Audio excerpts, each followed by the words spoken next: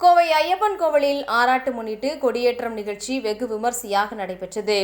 கோவை சித்தாபுதூரில் அமைந்துள்ள 2ஆம் சபரிமலை என்று அழைக்கப்படும் ஐயப்ப சுவாமி கோவிலில் வருகின்ற 12ஆம் தேதி ஆராட்டு நிகழ்ச்சி நடைபெற உள்ளது.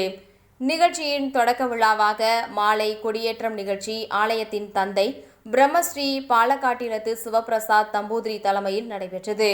அதனைத் தொடர்ந்து கொடியேற்றம் நிகழ்ச்சியில் ஆயிரக்கணக்கான பக்தர்கள் கலந்து கொண்டனர்.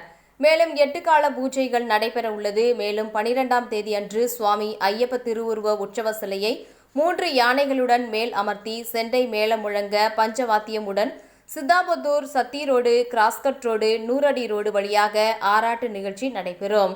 நிகழ்ச்சியை முன்னிட்டு இறுதி நாளன்று பல்வேறு கலை நிகழ்ச்சிகள் நடைபெற உள்ளது.